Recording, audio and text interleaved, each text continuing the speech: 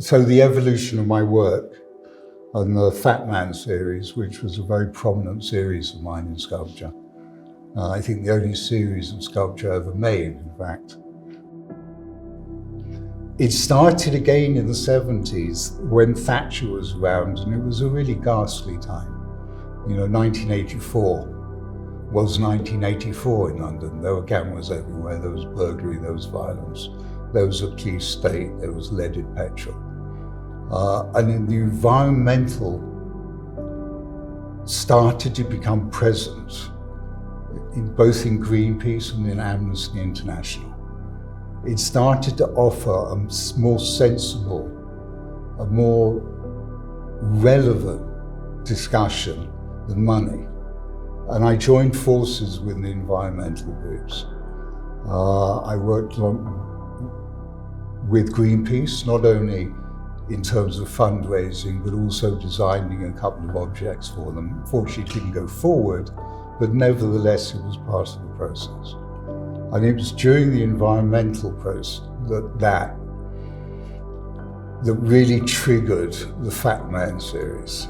It was about the man's folly, the folly of man. It's extraordinary to me that we live on a planet that we've endangered to such an extreme result that I understand by 2050, which is 25 years' time, the world will be uninhabitable. And what the fuck is that? And I can't, as an artist, stand around and do nothing. I mean, if art has any importance, which is another subject altogether. But for me, it just seemed really important to have a debate in my art, and a debate that I feel passionately about. Not a debate about whether the flowers, are pretty colours. I need content. I need my art to be driven by a purpose, and that purpose for me is the environmental and climate catastrophe that we face. And the Fat Man comes from that. It was the folly of man, the greed, why he's so obese. It's the greed. There's no end to the consumption of the tragic of the climate change, and waste and plastic. Yeah. So the Fat Man was a result of that. There are two very specific points inside the Fat Man. Beside the exploration of himself and that grotesqueness is one's called Hanging On. Originally, the first Hanging On was made in 1980. And he's young and he's strong and he's virile and he's climbing a rope. And as much as that, to me, signified, someone hanging on and it was more about hanging on than climbing. And he was hanging on to something.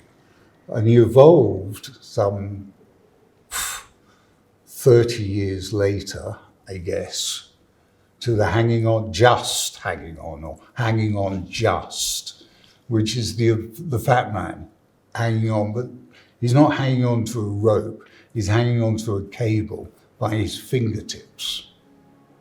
And that was a very clear bit of autobiography, I guess, to see myself, to realize that I was as responsible for the waste and the damage on planet. I mean, everyone is responsible, we are all responsible. And to realize that I was part of that dynamic was a bit like, I hit myself around the head a bit with it. That was quite painful. The Fat Man was quite a painful series, and it was quite difficult. There's one of him standing on his hands, and he's stuck in this position, and his weight is so great that he can't move his hands.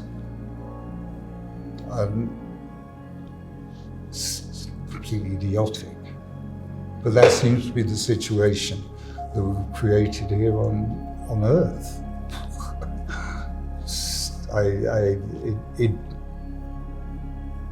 It astounds me, and I can't not do anything about it. I can't just, I dedicate my art, I dedicate my days to trying to express that destruction, but trying to be creative with it, trying to drag some beauty out of that destruction. And there's no better test than doing it in Jerusalem, that is so creative and so destructive and has a history of both that is unbalanced. That's why it goes from so many extremes. I think all the work kind of has man's folly at it. If I was to title or put a descriptive on something that holds it all together, it's really man's folly. The transition from sculpture to painting was not easy. I felt equipped to do it. I knew what making art was about. I knew what my purpose was for. So that all it was really was translating a material.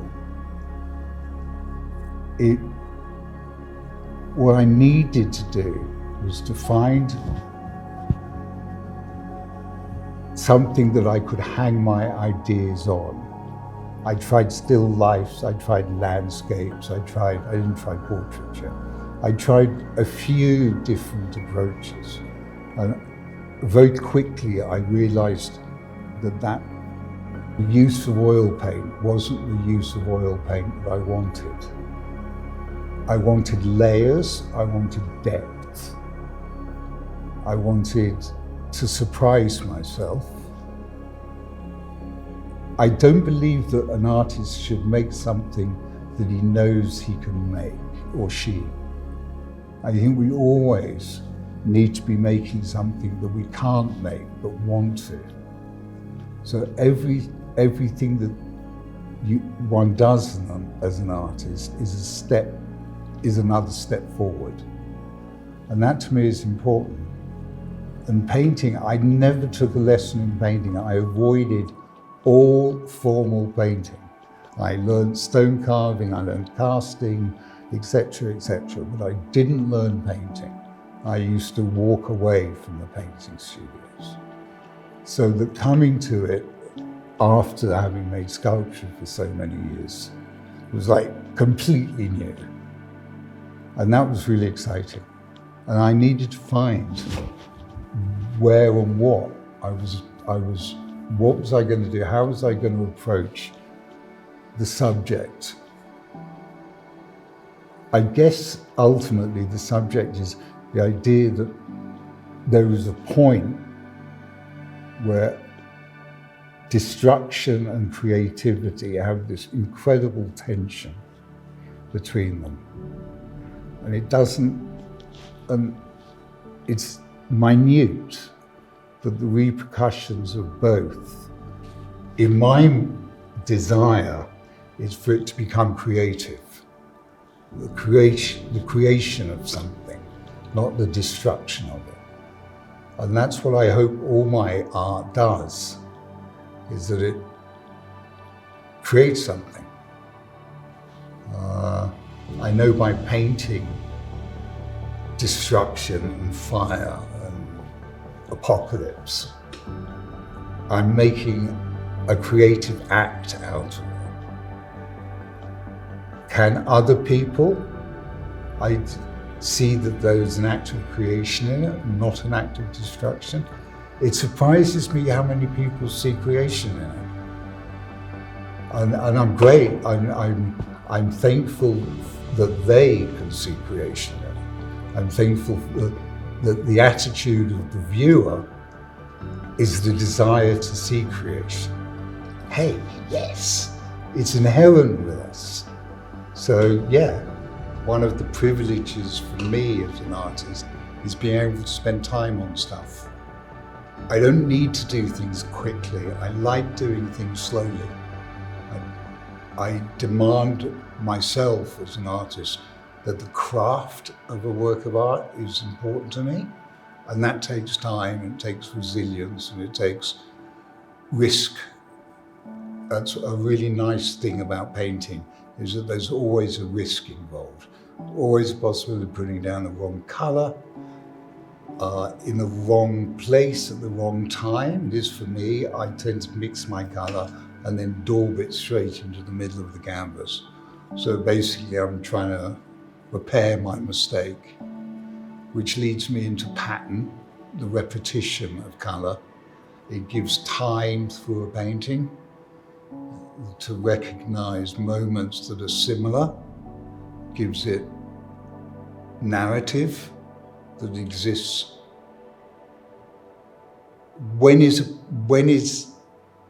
There is a moment in painting, in art, I think, similar to photography, that there is a moment where you stop time. And that, for me in photography, I've always hated that. It seems to me really frightening that time is stopped for that moment in a millisecond or whatever point of time it is, but time stops in it. For me, it needs not to stop. It needs to present the past, the present, and the future, so that there's movement through time. And that's one of the challenges, to achieve a movement. Certainly in sculpture, the idea that sculpture has movement was always, to me, really strange, because there's nothing more static. Sculpture is stopped. So how do you achieve movement? What is movement in art?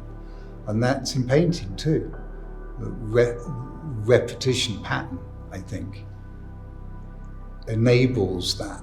And that's fascinating. It's a challenge. I don't know what my paintings are going to, I know what my paintings I want them to do, but I don't know what they're actually going to look like. Putting a red on, or putting a blue on, or putting green on. Wow, I don't know what's going to happen. And then I don't know until the following day when the paint is dry, often. And that's great. It's, order and chaos. Creativity and destruction. It's the same. So that's great. Into the future, the opportunity is knocking. It is always available. I'm looking forward perhaps to doing some work with a friend of mine in Madrid on a set of art projects. I'd like an exhibition in Israel, in Jerusalem. I'd like a museum show, but I'm not connected to the Israeli art world. I've always been a hermit. And nowadays, as opposed to being a hermit, I'm almost agoraphobic. That's the way it is at the moment. I hope the viewer, when they see the work, are moved by it.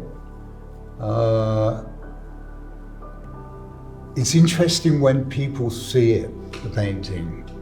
I look at them and not the painting, because I know the painting. Fire, what I'm painting at the moment, is very hypnotic. It's hypnotic in the same way as water is hypnotic. We're drawn into it, it's warmth. So I want people to be able to sit down with my painting and discover new things. I know very deliberately I hide colour inside the paintings, and depending on the day and time and the lighting, those colours will become more prominent. I like that about it. So I'm sort of looking for that sometimes. I didn't see that before. So great, look at it more. Buy it would be nice, but that's not in my hands. It's not my concern. I want the paintings to gain a response. I want people to be moved by them. I want people to see beauty to them. Art opened my mind. A Rembrandt painting I encountered when I was looking for it. And it opened my mind in a way that I thought, oh wow, you mean I can look at things like that? I can be that, I can do those things? And I want my art to move people into action. I don't want them to go home without the idea that they have been impressed by something. And impressed, I don't mean by, oh, wasn't it marvelous? I'm not interested in knowing how nice my paintings are. I'm interested much more in the response that it gives. I want people to be hypnotized to it.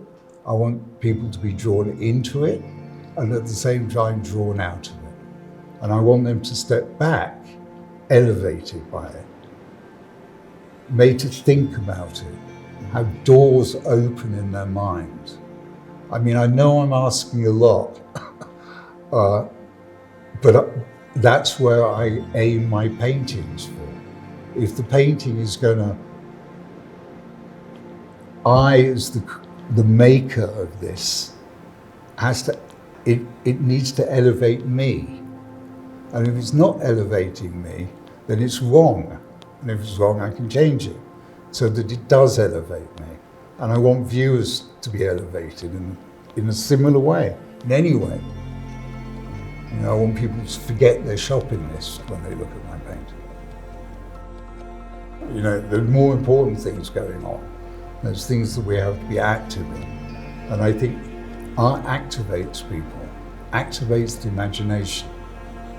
And if you've got the imagination, or you want to have the imagination, the point is that you need to work at it.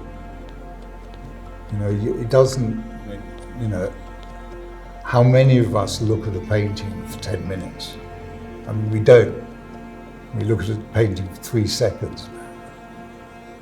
Have you ever seen anything that forces you to sit down in silence and absorb it? Is it then the problem of the art, or is it the problem of the viewer? Hey, the viewer. The viewer needs to work, and I like that. I like working to try and understand something. You know, if I go to a movie, I don't like a movie that comes at me. I like a movie that forces me to look at it. That's what I want my art to do. I want to force people to look at things. And I hopefully find some beauty to it. The finances of being an artist, we know are the value system of being an artist is different. We're not looking to buy the next car. Right? We're looking to be able to do the next piece of work. That's what's important to us. You know, we won't buy a new pair of shoes, but we'll buy a canvas. And that's the way it is with artists, I think, generally. You know, we don't drive cars because we can't afford to drive cars, because our money goes to paint. Young artists who want to do it. Just fucking do it. You know, I had a lot of resistance to becoming an artist. It was a fight. I understood what was involved. I think most people do. I think the important thing with a young artist is how many ideas do they have in their head? If they can sustain idea, novel idea, not even just idea, novel idea, great, you know, bring it on, change the world. But, you know, it's not an easy life. You're not going to be, if you get the luck of being in the place at the right time, then you might achieve some financial reward. But it's not about that. It's about being creative. It's not so much making a living, it's having a life. And that's great. Hey, shit. Make it work. If you want to make art, make it work. Do the work.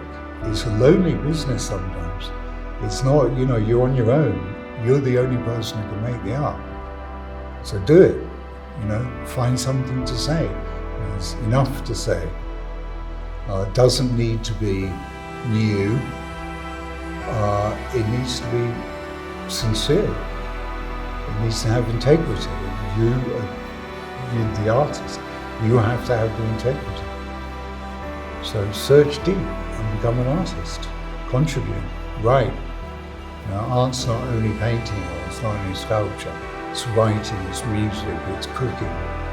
It's anything that you present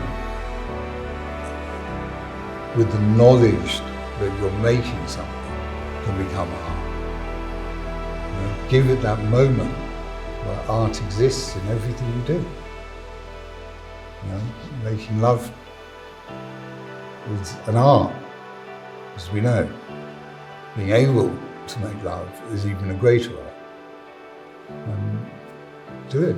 Just paint, sculpt, write, make music, make movies.